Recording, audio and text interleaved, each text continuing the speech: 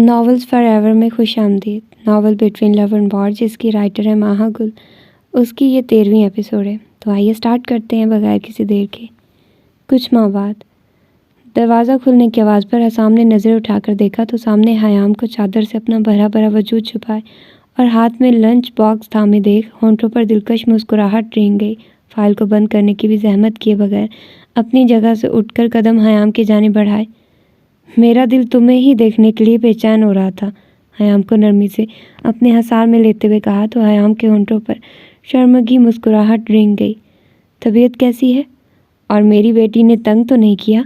हयाम को बाहों में भरकर ऑफिस में मौजूद अपने प्राइवेट रूम की जानिब कदम बढ़ाए। हयाम को नरमी से सोफे पर लेटाकर उसके हाथ से लंच बॉक्स पकड़कर टेबल पर रखा। आपकी बेटी भी आप जैसी ही है, हर वक्त तंग करती है, हयाम ने मुँह बसोरकर कहा तो हसाम का दिलकश कहका गूंजा। लंच टाइम था तो मैंने सोचा साथ ही करते हैं। आपने कर तो नहीं लिया? अपने ऊपर झुके हसाम के चेहरे पर मखरूती उंगलियों को फेरते हुए मोहब्बत से कहा तो हसाम ने सोफे से हाथ हटाकर हयाम की उंगलियों को थामकर अपने होंठों से लगाया। भूख तो लगी है मगर इस खाने की नहीं, बल्कि हयाम को मखमूर नज़रों से देखते उसके होंठों पर अपने अंगूठे को फेरते हुए फिक्रा अधूरा छोड़ा तो हयाम ने सटपटाकर हसाम के हाथ को थामा, जबकि हसाम ने बिना हयाम को समझने का मौका दिए चादर को उसके वजूद से हटाकर टेबल पर रखा तो हयाम का चेहरा खून छलकाने जैसा हो गया। हसाम ने मबहूत होकर यह मंजर देखा और झुककर शिद्दत भरा लम्स हयाम के गाल पर छोड़ा। हसाम अपने खुश्क पड़ते होंठों पर जबान फेरकर टूटे फूटे लफ्ज़ों में हसाम को पुकारा तो हसाम ने जज्बे लुटाती नज़रों से हयाम के वजूद को देखा, जिस पर हयाम ने खुद में समेटना चाहा। हसाम ने खड़े होकर अपना कोट उतारकर टेबल पर फेंका और टाई के नॉट ढीली की तो हयाम ने उठकर वहाँ से भागना चाहा। उसे नहीं मालूम था कि लंच लाना इतना भारी पड़ने वाला था। हयाम जो टेबल से अपनी शॉल उठा रही थी, एक ही जस्ट में हसाम ने आगे बढ़कर हयाम की कलाई पकड़ी। हसाम की सख्त गिरफ्त पर हयाम ने ज़ोर से आंखें मीच ली। बीवी आई अपनी मर्जी से थी मगर जाएगी मेरी मर्जी से। हयाम को अपने हसार में भरकर कान में सरगोशी की तो हयाम को अपनी जान निकलती महसूस हुई। कपकपाते हाथों से अपने पेट पर रखे हसाम के हाथों को थामकर अपना रुख हसाम की जानिब किया, जबकि हसाम ने अपने हाथ हयाम के बालों में उलझाकर उन्हें पुश्त पर बिखेर दिया। हयाम के सर को पीछे को झुकाकर पूरी शिद्दत से उसकी गर्दन पर झुकाया, जबकि हयाम ने तड़प कर हसाम की शर्ट को मुट्ठियों में दबोचा। अपनी गर्दन पर जा बजा हसाम का जानलेवा लम्स महसूस करके हयाम की सांसें बाहरी होने लगी। फसूखेज़ खामोशी में हयाम की बाहरी होती सांसें हसाम को मदहोश कर रही थी। हयाम के वजूद की मशहूर कुन खुशबू में महकते वो सब कुछ फरामोश कर चुका था। शर्ट पर खिंचाव महसूस करके पीछे हटा तो नज़रें हयाम की गर्दन पर दिए गए अपने निशानों पर गई, जबकि हयाम अपने बिगड़े तनफ़ुस को बहाल करती सर हसाम के सीने से टिका चुकी थी। अपने सीने पर हयाम की बेतरतीब हुई धड़कनों के शोर को महसूस करके हसाम ने के शंगरफी लबों पर मुस्कुराहट रक्स करने लगी। हयाम को अपनी बाहों में भरकर सोफे पर बैठकर हयाम की पुश्त हिलाई। बहुत बुरे हैं आप हसाम, हसाम के कंधे पर मुक्के बरसाते हुए कहा तो हसाम का दिलकश कहकर रूम की फिजा में गूंजा। हयाम के मुक्के बरसाते हाथ को थाम कर होंठों से लगाया। हयाम की बंद मुट्ठी को खोलकर हाथ की पुश्त को अपने अंगूठे से सहलाने लगा। नज़रें हयाम के फूले फूले रुई जैसे हाथों से होती हुई पाँव पर गई।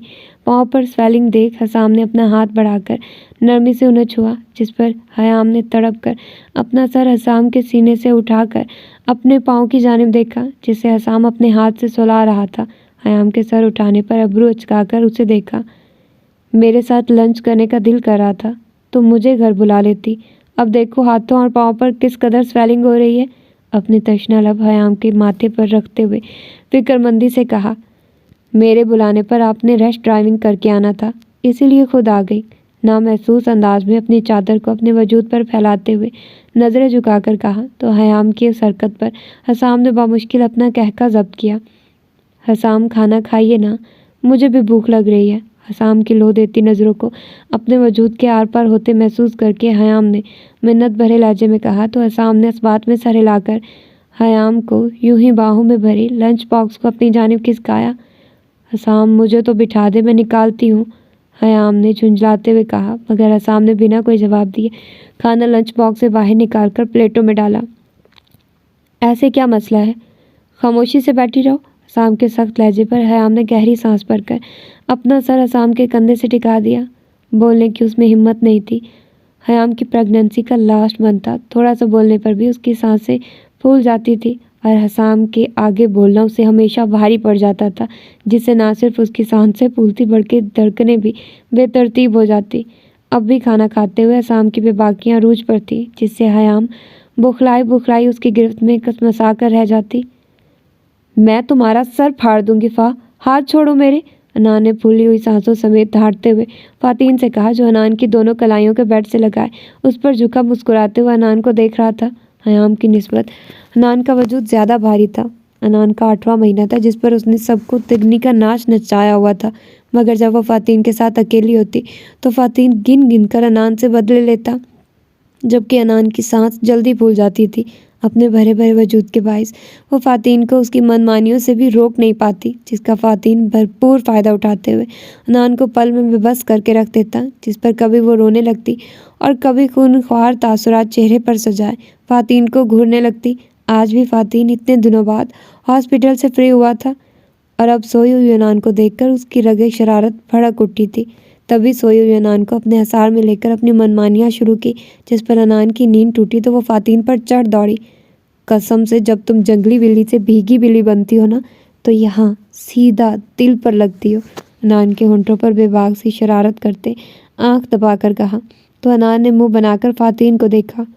फा, ये बहुत गलत बात, किसी की बेबसी का फ़ायदा नहीं उठाते और किसी कमज़ोर इंसान पर अपना बिल्डोज़र जैसा वजूद लेकर नहीं चढ़ जाते, अनान ने नम लहजे में कहा।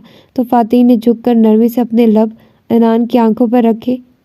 ये गलत नहीं बल्कि सबसे दुरुस्त बात है, और तुम किसी नहीं, बीवी हो मेरी, जिसका जब चाहे जैसे चाहे मैं फ़ायदा उठा सकता हूँ। और रही बात कमज़ोर की, आंखों में शोखी लिए इस्तेहकाक भरी नज़रों से अनान को देखते आखिर में फ़िक्रा अधूरा छोड़ा तो अनान ने खूनख्वार नज़रों से फातीन को देखा, जो अब उसका कंफर्टर हटाकर लोफरों की तरह उसे ताड़ रहा था। कमज़ोर तो नहीं, अलबत्ता किसी पहलवान की सेहत का गुमान होता है अब तुम्हें देखकर। ये देखो अपना हाथ, ऐसे लग रहा है जैसे सनी देओल का फीमेल वर्जन अपडेट हुआ है। फातीन के कहकर लगाकर कहने पर अनान की आंखें पल में लबाब पानियों से भर गई, जिन्हें देख फातीन की हंसी को ब्रेक लगा। मैं कभी बात नहीं करूँगी या तुमसे, फूट फूट कर रोते हुए कहा तो फातीन गड़बड़ाकर अनान से पीछे हटा। आन मेरी जान, आई वॉज जस्ट किडिंग, अनान के चेहरे को अपने हाथों में भरकर मोहब्बत से चूर लहजे में कहा तो अनान ने फातीन के हाथ अपने चेहरे से हटाए और उठकर बैठी तो फातीन ने अनान को सहारा दिया, मगर जान तो तब हवा हुई जब अनान ने फातीन के बालों को पीछे से पकड़कर चेहरा अपने सामने किया और पूरी शिद्दत से अपने दांत फातीन की गाल पर गाड़ दिए। आन मेरी जान छोड़ो, फातीन ने दर्द बर्दाश्त करते हुए नरमी से अनान की कमर को थामते हुए कहा, क्योंकि अगर वो झटका देता तो अनान पीछे को गिर जाती। कि तभी अनान ने अपने दांत हटाकर फातीन को बिस्तर पर गिराया और उस पर झुक गए, जिस पर फातीन आंखें फाड़े अनान को देख रहा था। आन मजाक कर रहा था मैं, अनान के खतरनाक तासुरात देखकर फातीन ने नरमी से उसे बाजुओं से थामते हुए कहा, जिसे इग्नोर करके अनान ने अपने होंठ फातीन के होंठों पर रखकर अपने दांत फातीन के होंठों पर गाड़ दिए, जिस पर पहले तो फातीन ने ज़ोर से आंखें बंद की, फिर अनान की तबीयत का सोचकर मुस्कुराते हुए उस तशद्दुद को बर्दाश्त करने लगा। अभी थोड़ी ही देर हुई थी कि अनान ने पीछे होना चाहा, मगर फातीन ने अपने दोनों हाथ अनान की कमर पर बांधकर अपनी शिद्दतों में इजाफा कर दिया, जिस पर अनान बुरी तरह से फातीन की गिरफ्त में फड़फड़ा कर रह गई। जबकि अनान को फातीन के हाथ अपनी कमर से सिरकते हुए पेट पर महसूस हुए तो अनान को अपने वजूद में सर्द लहर सरायत करती महसूस हुई, मगर जब फातीन ने नरमी से पढ़कर अनान को बिस्तर पर लिटाकर उसे गुदगुदाया तो अनान की खूबसूरत हंसी रूम की फिजा में गूंजी, जिस पर फातीन के दिलकश कहके भी शामिल थे। हा हा फाज छोड़ो, हंसते हुए फातीन को रोकने की कोशिश की तो फातीन ने कहका लगाते हुए नफ़ी में सर हिलाया। जब अनान की बिखरती हालत को गैर होते देखा तो नरमी से अनान को अपने हसार में लेकर चत लेट गया। अब जंगली बिल्लियों की तरह मुझ पर अटैक करोगी, मसनूई गुस्से से अनान को घूरते हुए इस्तफार किया तो अनान ने अपने सुर्ख चेहरे को फातीन की तरफ करके नम निगाहों से उसे घूरा। मेरी मोटी बिल्डोज़र आन, फातीन ने मोहब्बत से चूर लहजे में कहते अपने लब अनान के गाल पर रखे तो अनान ने आंखें मूंदकर सर फातीन के सीने से टिका दिया। बाबा मान जाए ना, हमें कोई प्रॉब्लम नहीं, नवाल ने मन्नत भरे लहजे में कहा तो रिजवान साहब ने घूर कर उसे देखा। ए लड़की, तुम लोग रहो अपने घर, हम अपना ख्याल रख सकते हैं, फिरदौस बेगम ने नवाल को आंखें दिखाते हुए कहा। तो नवाल ने एक नाराज नज़र रिजवान साहब पर डाली। नवाल और हयाम लोगों का कहना था कि रिजवान साहब उनके साथ सामने वाइट पैलेस में शिफ्ट हो जाएं, मगर रिजवान साहब से पहले ही फिरदौस बेगम ने इस बात से साफ इनकार कर दिया था। उनका कहना था कि ये सामने ही तो घर है, कौन सा दूर है, वो रोज़ उनसे मिलने चले जाया करेंगे, मगर वो रह नहीं सकते, जिस पर रिजवान साहब ने भी इत्तेफाक किया। तो ठीक है बाबा, आप वहाँ नहीं आ सकते तो फिर हम चारों में से दो इधर आप लोगों के पास शिफ्ट हो जाती हैं, क्योंकि बेशक घर सामने मगर एक साथ रहने में बहुत फ़र्क है। अब जूते ना खा लेना, कर दी है ना शादी, अब रहो उधर और हम लोगों को भी सुकून से रहने दो। फिरदौस बेगम के सख्त लहजे पर नवाल ने शिकवा कुना नज़रों से रिजवान साहब को देखा। अच्छा मूड मत ख़राब करो, सोच लेते हैं इस बारे में भी। रिजवान साहब के कहने पर नवाल के होंठों पर मुस्कुराहट रेंग गई, जबकि फिरदौस बेगम ने घूर कर बाप बेटी को देखा। अजीब शख्स हो तुम, अब बेटियों को घर में बिठाओगे, किस बात की कमी हमें, और संभाल सकते हैं खुद को, उनको बसने दो अपने घरों में। फिरदौस बेगम ने फिर से लिताड़ा तो नवाल एक झटके से अपनी जगह से उठी। नानी कर दिया ना पराया हमें, लेकिन मैं फिर भी कह रही हूँ, हम चारों में से 15-15 दिन एक इस घर में आप लोगों के साथ रहेंगे, नहीं बैठती हम आपके घर। नवाल के मुंह बसोर कर कहने पर फिरदौस बेगम ने हाथ के इशारे से नवाल की बात को रफा दफा किया, जिस पर नवाल दांत किचकिचा कर रह गई और अपने कदम सीढ़ियों की जानिब बढ़ाए। कहा भी था हयाम से कि खुद या अनान को बात करने का कहे, पता भी है मेरे साथ कितनी बनती है, और मुझे ही शेर की कछार में भेज दिया। नवाल ने दांत किचकिचाकर बुड़बुड़ाते हुए कहा। खाना खाते हुए नवाल को खुद पर मुसलसल नानी की घुरियाँ महसूस हो रही थी, और यही तो था जब वो उनके पास रहने आती थी, और वजह उसका रहना नहीं, दानियाल का भी उसके साथ आ जाना था। अभी भी नवाल सर झुकाए मुश्किल खाना खा रही थी। एक तरफ दानियाल की लो देती नजरें और दूसरी जानिब नानी की घुरियाँ। दिल में हयाम और अनान को गालियों से नवाजते नवाल ने चंद नवाले जहर मार किए। घर कब जाना है तुमने? नानी की सपाट आवाज़ पर नवाल ने ज़ोर से आंखें मीचकर उन्हें देखा।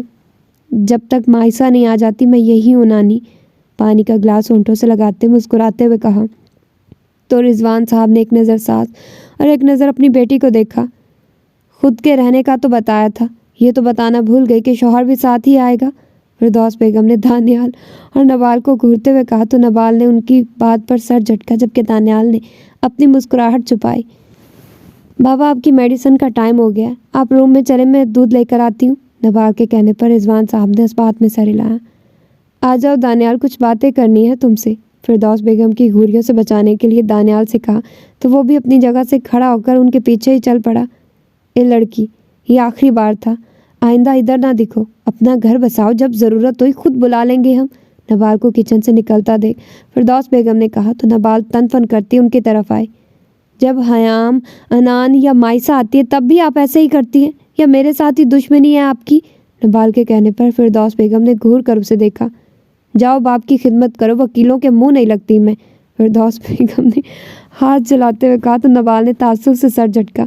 दानियाल कुछ देर बाद कमरे में आया तो नवाल को पेंटिंग करता देख माथे पर बल नमूदार हुए और तन फन करता नवाल के सर पर आकर खड़ा हुआ और नवाल के हाथ से ब्रश पकड़कर टेबल पर पटका, जबकि नवाल हक दक सी कभी ब्रश को देखती और कभी दानियाल को, जो खूनख्वार तासुरात चेहरे पर सजाए नवाल को ही घूर रहा था। क्या हुआ दानी? नवाल ने नासमझी से दानियाल को देखकर कहा तो दानियाल ने तंजिया नज़रों से नवाल को देखा। वाओ, अब ये भी मैं बताऊं कि क्या हुआ?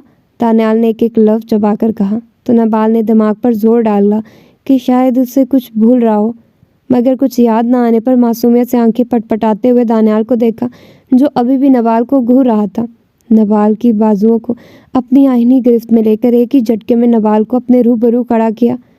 क्या बोला था तुमने जब अमन को लेकर आई थी कल रात रूम में? दानियाल ने दांत पीसते हुए कहा तो नवाल के दिमाग में झमाका सा हुआ। कल अनान का रात में शो था तो इसीलिए फरिश्ते हयाम के पास थी, इसीलिए नवाल अमन को अपने साथ ले आई, और दानियाल जो इतने दिनों के बाद फ्री हुआ था और नवाल के साथ लॉन्ग ड्राइव पर जाने का इरादा था, मगर जब रूम में आया तो नवाल को गहरी नींद में सोते हुए पाया, जबकि अमन साहब अपने बाजू और टांगे फैलाए नवाल पर और आधा बेड पर लेटा हुआ था। और जब दानियाल ने नवाल को उठाने की कोशिश की तो नवाल ने कहा वो कल चली जाएगी, अगर अभी उठी तो अमन भी उठ जाएगा और सारी रात सोएगा नहीं। तो दानियाल गहरी सांस भरकर एक नज़र दोनों को देखने के बाद खुद भी सो गया। और अब मैडम फिर से सब कुछ भुलाए पेंटिंग करने में मसरूफ़ थी। मैं 2 मिनट में चेंज करके आती हूँ। दानियाल के गालों को खींचकर भागने के अंदाज में ड्रेसिंग रूम में गई, क्योंकि दानियाल की नाराज़गी वो अफोर्ड नहीं कर सकती थी, क्योंकि दानियाल की नाराज़गी के साथ उसकी बेबाक मनमानियाँ भी चलती थी, जो नवाल की सांस से खुश किए रखती थी। नवाल 10 मिनट बाद चेंज करके आई तो दानियाल को हाथ में हेलमेट थामे देख हैरानगी से दानियाल को देखा। हम कार पर नहीं जा रहे क्या? नहीं, अब मेरा बाइक पर जाने का दिल कर रहा है, दानियाल ने कंधे अचकाकर कहा और एक भरपूर इस्तेहकाक भरी निगाह नवाल पर डाली, जो ब्लैक पैंट के साथ वाइट शर्ट पहने और ब्लैक की जैकेट में सीधा दानियाल के दिल में उतर रही थी। बालों की टेल पौनी बनाए वो कुछ लिटे चेहरे पर आज़ाद छोड़ी हुई थी। दानियाल की लो देती नज़रों से बचने के लिए नवाल ने ड्रेसिंग टेबल का रुख किया, जिस पर दानियाल ने सर झटककर आगे बढ़कर नवाल की कमर में बाजू लपेटकर बाहर की जानिब कदम बढ़ाए। सुनसान सड़क पर दानियाल की बाइक हवा से बातें करती आगे बढ़ रही थी। नवाल अपने दोनों हाथ दानियाल के सीने पर बांधे, चेहरा दानियाल की पुश्त से टिकाए, आंखें मूंदी दानियाल की खुशबू को महसूस कर रही थी। बाइक रुकने पर नवाल ने अपनी आंखें खोली तो हैरान रह गई। नीचे उतरकर इर्द गिर्द निगाह दौड़ाई तो नवाल को अपने बैक साइड पर थोड़ी दूर मोनाल रेस्टोरेंट नज़र आया, जबकि अपने सामने इतनी ऊंचाई से रोशनियों में बसा पूरा शहर रात के उस पहर ये मंजर जानलेवा हद तक खूबसूरत लग रहा था। नवाल की आंखें खुशी से चमक उठी, जबकि दानियाल ने हेलमेट उतार कर माथे पर बिखरे बालों को हाथ से पीछे किया और खुद से दूर जाती नवाल को कलाई से पकड़कर अपनी तरफ खींचा तो नवाल लड़खड़ा कर दानियाल की जानिब आई, जिस पर दानियाल ने नवाल की कमर में हाथ लपेटकर उसे बाइक पर अपने सामने बिठाया और खुद की जानिब खिसका कर अपना एक हाथ नवाल की कमर और दूसरे हाथ से नवाल के पोनी टेल में बंधे बालों को पुश्त पर बिखेर दिया। अपने दोनों हाथ नवाल की कमर के गिर लपेटकर उसे खुद में भींच लिया।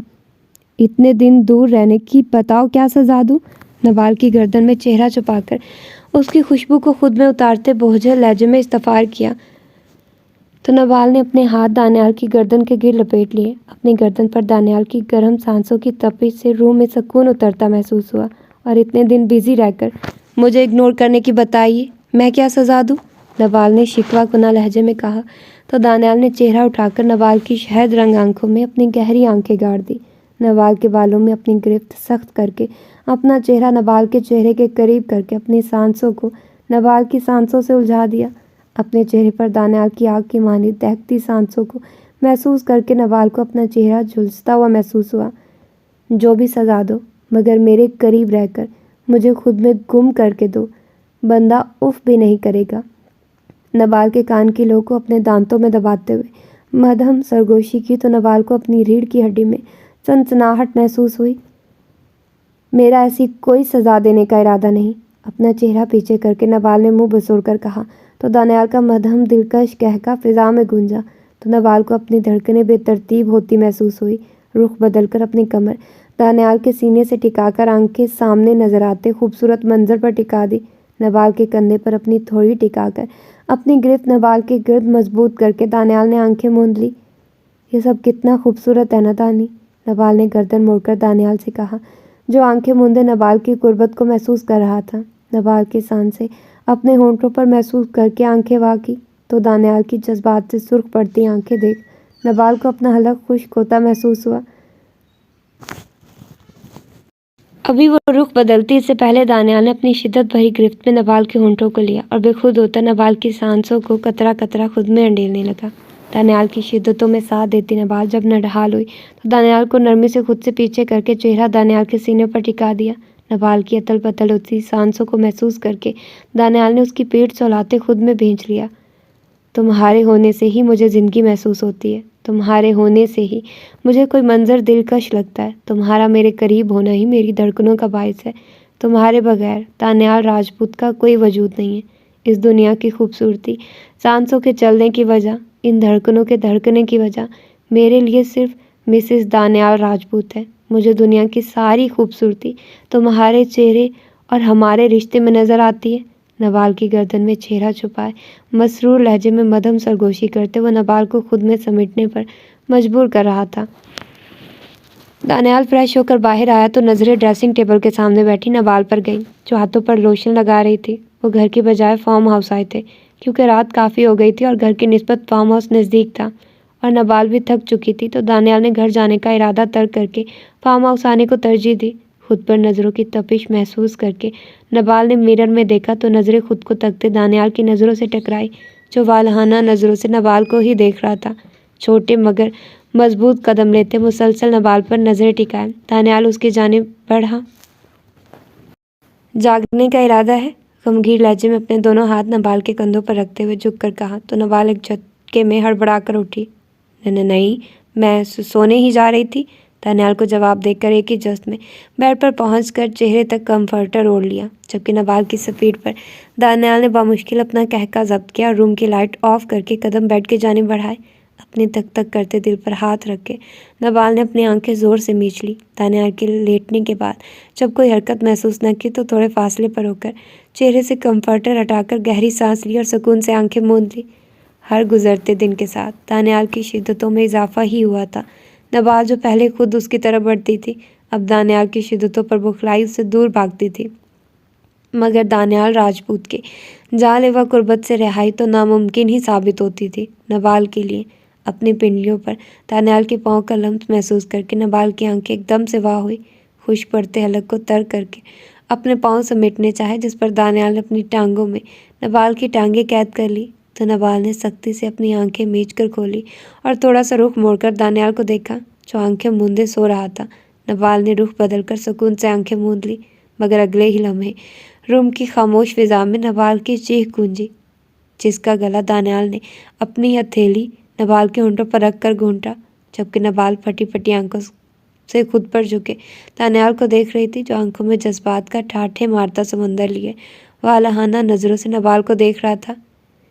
बेबी, मैंने पूछा नहीं, बताया था कि मेरा जागने का इरादा है, लेकिन तुम तो सुनते ही सोती बनी, नवाल के होंठों पर बेबाक जसारत करके गमगीन लहजे में कहा। तो नवाल ने मुंह भुसोड़कर दानियाल को देखा। दानी, मैं थक गई हूँ ना, दानियाल की गर्दन पर उंगली फेरते नज़रें झुकाए कहा। तो दानियाल ने नवाल के हाथ को थाम कर बेड से लगाकर उसकी ब्यूटी बोन पर अपने दहकते हुए लब रखे। साथ जागते हैं, कुछ मैं अपनी थकन तुम पर उतार देता हूँ और कुछ अपनी थकन तुम मुझ पर उतार दो, और जब थकन उतर जाए तो मेरे ही सीने पर सर रखकर सो जाना, और मैं तुम्हारी पागल धड़कनों के शोर को सुनते तुम्हारी कुर्बत के नशे में अपनी बाकी की थकन उतार दूंगा और तुम्हारी थकन को भी कतरा कतरा खुद में संभालूंगा। बेबाक लहजे में सरगोशियाँ करते वो नवाल को खुद में समेटने पर मजबूर कर गया। अपने चेहरे पर दानियाल के दहकते होंठों का लम्स जहाँ बजहाँ महसूस करके नवाल ने अपने हाथ दानियाल के सीने पर रखे, मगर दानियाल के शर्टलेस सीने को महसूस करके हटाने चाहे तो दानियाल ने नवाल के हाथों को थाम कर अपनी गर्दन में हायल कर दिया और चेहरे से गर्दन का सफ़र पल में तय करके नवाल को सिसकने पर मजबूर कर दिया। तो दानी प्लीज़, अपने सीने पर दिल के मकाम पर दानियाल के होंठों का लम्स महसूस करके नवाल ने तड़पते हुए दानियाल को पुकारा। तो दानियाल ने अपनी खुमारआलूद नज़रों से नवाल को देखा, जो शहद रंग आंखों में दानियाल की कुर्बत की सुर्खी लिए कपकपाते होंठों को अपने दांतों तले दबाए बेबसी से दानियाल को ही देख रही थी। दानियाल ने झुककर अपने लब नवाल के माथे पर रखकर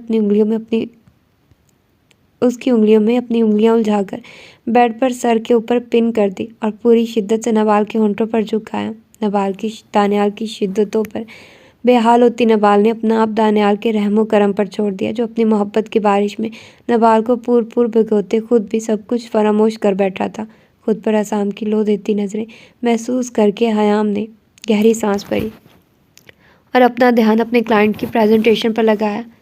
हसाम एक हफ्ते के लिए आउट ऑफ कंट्री गया था एक मीटिंग के सिलसिले में, और आज वापसी पर डायरेक्ट ऑफिस ही आया था और तब से अपनी वालहाना नज़रें हयाम पर टिकाए बैठा था। आपकी प्रेजेंटेशन बहुत अच्छी थी और ये प्रोजेक्ट हम इसी मंथ स्टार्ट करेंगे। बाकी जो भी डिटेल्स है वो कल लंच टाइम पर डिस्कस कर लेंगे, हयाम ने फाइल्स पर साइन करते हुए कहा। कि तभी हसाम उठकर उसकी जानिब बढ़ा और बिना किसी की परवाह किए हयाम को बाजू से पकड़कर उठाकर अपने हसार में लिया। ओके गाइस, तो कल मिलते हैं, सो अल्लाह हाफिज़। हयाम का बाजू थामे बाहर की जानिब कदम बढ़ाए। आपने आना था और मुझे बताया भी नहीं, शाम की गिरफ्त में अपने बाजू देखकर मुनमुनाते हुए कहा, जिसका जवाब दिए बगैर हसाम ने प्राइवेट लिफ्ट में कदम रखे। लिफ्ट के बंद होने पर हयाम को लिफ्ट की दीवार से लगाए अपने दोनों हाथ उसके अतराफ में रखे। अपने चेहरे पर हसाम की तेज आग सी तपिश लिए सांसों को महसूस करके हयाम ने अपने खुश्क पड़ते होंठों पर जबान फेरकर नजरें उठाकर हसाम को देखा, जो लो देती नजरों से हयाम को ही देख रहा था। I missed you so much. हयाम की गर्दन पर हाथ रखे अपने अंगूठे से उसकी शहरक को सुलाते बोझल गमगीर लहजे में सरगोशी की और पूरी शिद्दत से हयाम के होंठों पर झुक आया। हयाम को लगा किसी ने दहकता हुआ कोयला उसके होंठों पर रख दिया। हसाम के लम्स में शिद्दत और जुनून महसूस करके हयाम ने कपकपाते हाथों से हसाम का कॉलर जकड़ना चाहा, जिस पर हसाम ने हयाम की कलाइयाँ अपनी आहिनी गिरफ्त में लेकर दीवार से टिका दी। लिफ्ट के रुकने पर हसाम पीछे हुआ और बिना हयाम को संभलने का मौका दिए अपनी बाहों में भरकर अपने प्राइवेट रूम का रुख किया, जबकि हयाम अपनी अतल पतल हुई सांसों को संभालती सर हसाम के सीने से टिका चुकी थी। हयाम को सोफे पर लिटाकर रूम का डोर लॉक किया और खुमार आलूद नज़रों से हयाम को देखा, जो गहरे सांस लेती शिकवा कुना नज़रों से हसाम को देख रही थी। हसाम को अपनी जानिब बढ़ते देख हड़बड़ाकर उठी। हसाम, हम ऑफिस में हैं, मुझे अभी कुछ फाइल्स भी देखनी है। हसाम को कोट टेबल पर फेंकते और शर्ट के बटन खोलते देख हयाम ने जल्दी जल्दी से कहा, जिस पर हसाम का मध्यम दिलकश कहका गूंज उठा। अपनी शर्ट को कूहनियों तक फोल्ड करके ऊपरी बटन खोलकर एक ही जस्त में हयाम तक पहुंचकर हयाम को अपनी सख्त गिरफ्त में लेकर खुद में भींच लिया। मुझे सिर्फ इस बात से मतलब है कि तुम मेरे पास हो, मेरी बाहों में वजूद मेरी मलकियत है। जगह से मुझे कोई सरोकार नहीं, और अब तुम भी चुपचाप खुद को मेरे सपुर्द कर दो, क्योंकि इतने दिनों की तशनगी है जो तुम्हें देखते ही बढ़ने लगी है। अब तुम्हारी कोई मज़ाहमत काम नहीं आने वाली। हयाम की कान की लो को अपने दांतों तले दबाकर उसकी गर्दन में गहरे सांस भरते हुए कहा, खुमार आलूद लहजे में कहा, तो हयाम को अपने रगों पैर में सर्द लहर सरायत करती महसूस हुई। हसाम, घर भी जाना है, हयात तंग कर रही होगी नानी को। हसाम के कॉलर को थामकर मध्यम लहजे में कहा, तो हसाम ने पूरी शिद्दत से अपने दांत हयाम के गाल पर गाड़ दिए। और तुम मुझे तंग कर रही हो? हयाम को समझने का मौका दिए बगैर उसके कोट को उतार कर नीचे फेंका और हयाम को सोफे पर धक्का देकर अपने दोनों हाथ उसके अतराफ में रखे। हयाम हक तकसी हौनकों की तरह मुंह खोले खुद पर झुके हसाम को देख रही थी। मुझे मिस किया? हयाम के बालों की लिट को अपनी उंगली पर लपेटते हुए खुमार आलूद लहजे में सरगोशी की, तो हयाम के होंठों पर मुस्कुराहट रेंग गई। एक्चुअली मैं बहुत बिजी थी, घर है और इतनी मीटिंग्स, तो आपको मिस करने का टाइम ही नहीं मिला। शर्ट के खुले बटनों से नज़र आते हसाम के कुशादा सीने से नज़रें चुराते हुए कहा, तो पल में हसाम के चेहरे के तासुरात बदले। हयाम की कमर में बाजू हायल करके उसे सोफे पर लिटाकर खुद उस पर झुक आया। तुम्हारे पास लोगों के लिए वक्त था, मगर शौहर को याद करने का वक्त नहीं था। हयाम के जबड़े को अपने हाथ में दबोचते हुए दबे दबे लहजे में घरा कर कहा, तो हयाम को अपना हलक खुश्क होता महसूस हुआ। बता तो रही, हयाम ने मुनमुनाते हुए कहना चाहा। मेरे लिए सबसे पहले तुम हो, हर वक्त हर लम्हे मेरी सोचों पर तुम सवार रहती हो, मेरे दिल के हर ख्याल में तुम हो, मगर तुम्हें मुझे याद करने की भी फुर्सत नहीं। हयाम के होंठों पर अपने दांत गाड़ते हुए चिल्लाकर कहा, तो हयाम को अपनी जान निकलती महसूस हुई। मैं मजाक कर रही थी। हसाम के चेहरे को अपने हाथों के प्याले में भरते हुए नम लहजे में कहा, तो हसाम ने खूनख्वार नज़रों से हयाम को देखा। ऐसी की तैसी तुम्हारे मजाक की। हयाम की मध्यम चलती सांसों में अपनी धौंकनी की माने चलती सांसों को शामिल करके सर्द लहजे में कहा, तो हयाम ने अपने दोनों बाजू हसाम की गर्दन में हायल करके अपने लब हसाम के होंठों पर रख दिए, क्योंकि हसाम की नाराज़गी ख़त्म करने का उसे कोई और रास्ता नहीं मिला। और वो जो इतने दिनों की दूरी पर बेचैन था, अपने होंठों पर हयाम के नरम होंठों का लम्स महसूस करके पल में मदहोश हुआ। हयाम की सांसों में अपनी सांसें उलझाकर उसे पल में बेबस कर दिया। अपने जिस्म पर रेंगते हसाम के बेबाक हाथों के लम्स को महसूस करके हयाम ने सख्ती से अपनी आंखें मीच ली कि तभी हसाम ने एक झटके में हयाम की शर्ट के बटन खोलकर उसकी गर्दन पर जहाँ बजा अपना जानलेवा लम्स छोड़ने लगा। हयाम के सिसकने पर हसाम ने अपनी लाल अंगारा होती आंखों से हयाम को देखा, जिसकी लाइट पिंक लिपस्टिक होंठों के गिर्द बिखर गई थी। चेहरा हसाम की कुर्बत पर खून छलका रहा था। होंठों से सिरकती नजरें साफ शफाफ दो दिया गर्दन पर आकर रुकी, जहां हसाम की शिद्दतों के निशान माजी थे। हाथ बढ़ाकर टेबल से रिमोट पकड़कर लाइट ऑफ की, तो हसाम के जानलेवा इरादे जानकर हयाम को अपनी जान निकलती महसूस हुई। हसाम प्लीज़ नहीं, हसाम के सीने पर अपने दोनों हाथ रखते मिन्नत भरे लहजे में कहा। तो हसाम ने उन दोनों हाथों को थामकर उन पर अपना लम्ब छोड़ा और पीछे हटकर अपनी शर्ट उतारकर टेबल पर फेंकी। मुझे याद ना करने की सज़ा तो बनती है बीवी। आज तुम्हारे जिस्म से रूह तक अपनी जनूनियत की छाप छोड़ने का इरादा है मेरा, ताकि तुम कहीं भी हो या मैं कितनी भी दूर हूँ, तुम्हें ये कुर्बत हमेशा याद रहे। तुम्हारे दिलो दिमाग हमेशा मुझे ही याद रखे। हयाम की उंगलियों में अपनी उंगलियां उलझाकर उसकी गर्दन में गहरी सांस भरते बोझल लहजे में सरगोशी की तो हयाम का पूरा वजूद पसीने से तर हो गया। हसाम के लम्स में शिद्दत के साथ आज हयाम को जुनून भी महसूस हो रहा था। हयाम की कमज़ोर मज़ाहमतों को किसी खातिर में लाए बगैर हसाम राजपूत उसके जिस्म की गहराइयों से रूह तक सफ़र करने लगा। रूम की मायनी खेज खामोशी में दोनों की धौंकनी के माने चलती सांसों का शोर रक्स करने लगा। अमन यार छोड़ो इसके बाल, बहन को गंजा करने का इरादा है क्या? फ़ातीन ने झुंझलाते हुए फरिश्ते के बाल अमन की मुट्ठी से निकालते हुए कहा, जो हर 2 मिनट बाद फ़ातीन की गोद में बैठी फरिश्ते के बाल अपनी मुट्ठियों में दबोचकर खुशी से कहके लगाना शुरू कर देता था। तो बेटी को छोड़कर बेटे को पकड़ लो ना, मेरे मासूम बेटे को बाप बेटी जलाते रहते हो तो यही सब करेगा ना? नान ने गुस्से से फ़ातीन को घूर कर कहा, जो बेड पर बैठा मैच देख रहा था और फरिश्ते फ़ातीन की गोद में बैठी फ़ातीन के मोबाइल को खाने की कोशिश कर रही थी। नान के घूरने पर फ़ातीन ने ताज्जुब से सर हिलाकर नज़रें सामने स्क्रीन पर मरकूज़ कर दी। मेरा प्रिंस बेटा, आ जाओ मामा के पास, हम खाना खाते हैं। अमन को बाहों में उठाकर एक नज़र फ़ातीन को देखा, जो बुरी तरह से मैच में गर्क था। हाथ बढ़ाकर फ़ातीन के बाल अपनी मुट्ठी में दबोचकर फ़ातीन का सर घुमाया। जंगली बिल्ली, रुको ज़रा। नान को बाहर की जानिब दौड़ लगाते देख फ़ातीन ने रिमोट बेड पर उछाला और फरिश्ते को उठाकर अनान के पीछे दौड़ लगाई। हसाम भाई, रोके अपने जंगली भाई को। हसाम, जो कि डाइनिंग टेबल पर हया को अपनी गोद में लेकर बैठा था, उस अवतार पर भौंकचा रह गया। तुम इधर आओ आन, वरना मुझसे बुरा कोई नहीं। फ़ातीन ने डाइनिंग टेबल के पास खड़े होकर अनान को आंखें दिखाते हुए कहा, जो हसाम की चेयर के पीछे खड़ी फ़ातीन को तंजिया नज़रों से देख रही थी। जबकि अपने रूम से बाहर आते बसाम ने ताज्जुब से सर हिलाया। वो लोग एक दिन पहले ही लौटे थे। दानियाल ने हिया को अपनी गोद में लेकर उसके फूले गालों पर चटाचट प्यार किया। मैं तो नहीं आ रही, खुद में हिम्मत है तो आ जाओ। अनान ने अमन के बालों में हाथ फेरते लापरवाह अंदाज में कहा। तो फ़ातीन ने दांत किचकिचाकर अपनी जंगली बीवी को देखा। जबकि बसाम ने फरिश्ते को फ़ातीन से लेकर हवा में उछाला तो उसकी खिलखिलाहट गूंजी तो हया ने उसे देखकर ताली बजाई। फ़ातीन सर झटक कर अपनी चेयर पर बैठ गया तो अनान ने फ़ातीन की चेयर के पास टेबल पर अमन को बिठाकर किचन की तरफ दौड़ लगाई, जहाँ से मायसा लोगों की आवाज़ें आ रही थी। तुम लोगों का बच्चे का कोई इरादा है कि नहीं? सामने मोबाइल पर कुछ टाइप करते हुए सरसरी सा कहा, मगर दानियाल और बसाम को लगा किसी ने उनकी दुखती रग पर पाँव रख दिया। आ ही न जाए हमारे बच्चे। दानियाल ने फ़ातीन को देखते दांत पीस कर कहा। तो हसाम ने हैरत से सर उठाकर उसे देखा। क्या मतलब? हसाम ने नासमझी से इस्तफार किया तो बसाम ने गहरी सांस भरकर हसाम को देखा, जैसे बहुत जुल्म हो गया उस पर। एक हमारे खलीफा थे जो रातों को जाकर लोगों के घरों में राशन देते थे, खाना देते थे, और ये हमारा भाई है जो रातों को अपने बच्चे बांट रहा होता है क्योंकि इससे संभल नहीं रहे होते।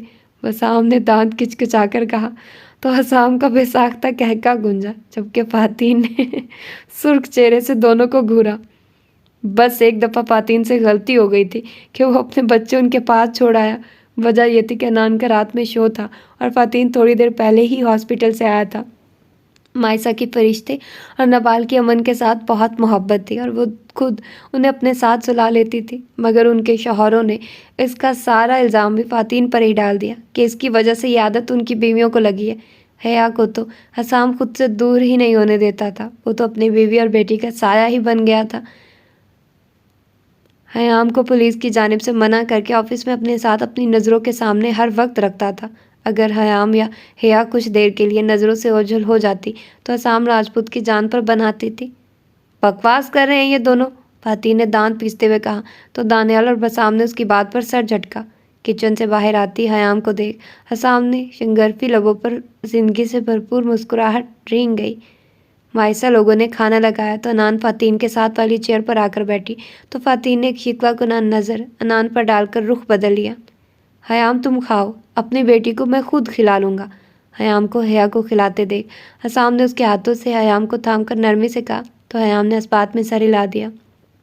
खाला की जान, आ जाओ मेरे पास, मैं आपको खिलाती हूँ, नवाल ने अमन को अनान से लेते हुए कहा तो दानियाल ने घूर कर उसे देखा।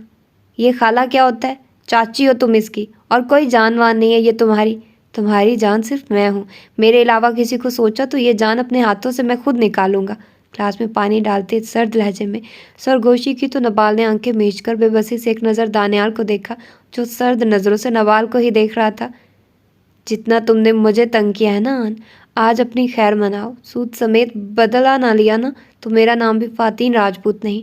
नान के हाथ को जोर से दबाकर सपाट लहजे में सरगोशी की तो नान को अपनी रीढ़ की हड्डी में सनसनाहट महसूस हुई। माइसा सलाद दो यार, बसाम ने बिरयानी खाते हुए माइसा से कहा तो माइसा ने उठकर सलाद बसाम की जानिब बढ़ाया तो बसाम ने प्लेट को पकड़े माइसा के हाथों पर अपनी गिरफ्त सख्त की तो माइसा ने सटपटाकर इर्द गिर्द देखा, मगर सबको खाना खाने में मसरूफ देखकर एक बेबस सी निगाह बसाम पर डाली, जो आंखों में शोखी लिए माइसा को ही देख रहा था। माइसा के देखने पर आंख दबाई तो माइसा ने जल्दी से अपने हाथ पीछे खींच लिए। हयाम जो अपना खाना खाने में मसरूफ थी और अपने पाँव पर हसाम के पाँव का लम्स महसूस करके कपकपा उठी, एक चोर निगाह हसाम पर डाली, जो पूरी तवज्जो से हया को खाना खिलाने में मसरूफ था। हसाम के पाँव को अपनी पिंडलियों पर महसूस करके हयाम सुर्ख चेहरा लिए हड़बड़ाकर अपनी जगह से उठी, जिस पर हसाम ने दांतों तले होंठ दबाकर मुस्कुराहट रोकी।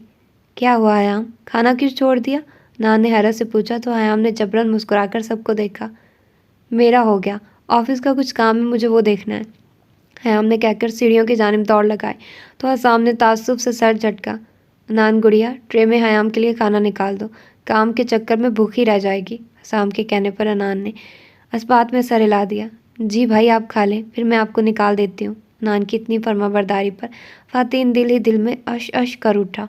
हसाम ने एक निगाह अपनी खुशियों से भरे घर पर डाली और इस घर की खुशियाँ हमेशा कायम रहने की दुआ मांगकर अपनी बेटी के माथे पर प्यार किया, जबकि उन सबकी खाना खाते हुए नोकझोंक जारी थी, जिस पर हसाम के होंठों पर पुरसुकून मुस्कुराहट रेंग गई।